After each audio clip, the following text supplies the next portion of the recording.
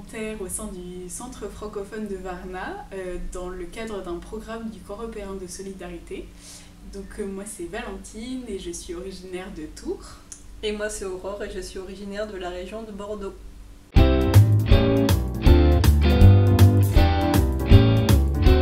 Moi c'est soirée au coin du feu parce que Noël c'est une fête familiale et c'est là où on se retrouve pour des soirées cocooning. Oui. Bah alors moi je dirais marché de Noël, même si j'adore aussi les soirées au coin du feu à Noël. Les marchés de Noël en France, c'est à Bordeaux notamment, c'est vraiment très agréable, donc je dirais marché de Noël.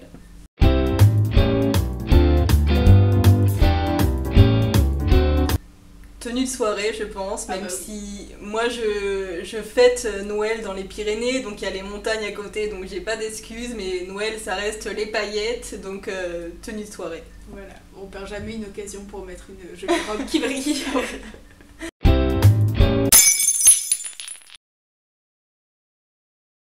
Moi c'est le 25 c'est sûr parce que dans ma famille c'est là où on ouvre les cadeaux, c'est là où on fait le repas de Noël, où on se retrouve tous ensemble, donc mais c'est vrai que...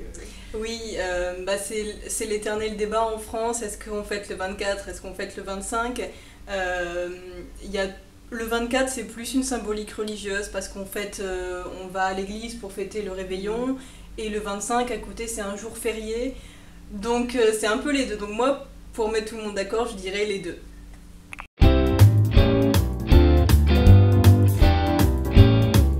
Alors, bon, pour moi, le repas de Noël, c'est vraiment un tout. Il y a ces plats, c'est vraiment les plats du repas de Noël. Mais comme je suis plus salée, je dirais fruits de mer. Mais j'aime aussi beaucoup à Noël le plat principal qui est souvent du poulet avec des marrons, des haricots verts. J'aime beaucoup aussi. Le foie gras aussi.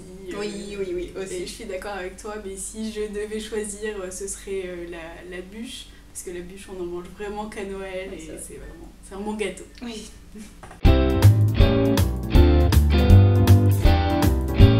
D'ailleurs, en parlant de bûche de Noël, est-ce que tu connais l'histoire de ce gâteau? Alors, l'histoire de ce gâteau, c'est lié à des traditions très anciennes qui existaient au Moyen-Âge.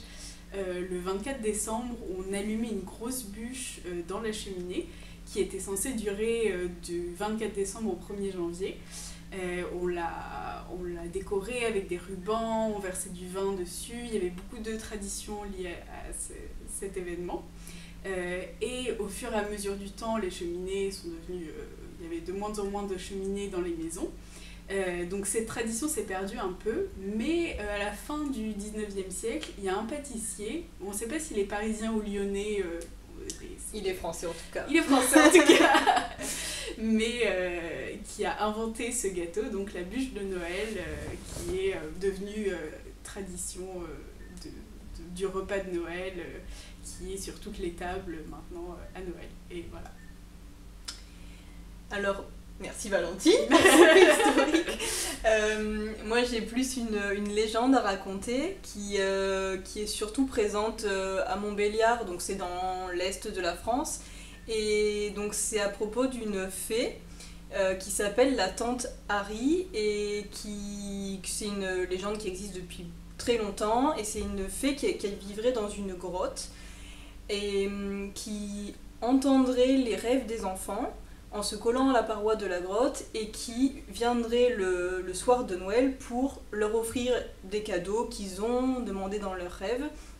Donc c'est généralement des gâteaux ou des confiseries, des bonbons, mais à la différence du Père Noël, la tante Harry, elle vient aussi pour les parents, et la légende raconte qu'elle vient dans les maisons pour voir si la maison est bien tenue, si elle est propre, si les familles gèrent bien leur économie, et si c'est le cas, elle laisse une pièce d'or pour les parents qui sont raisonnables. Voilà.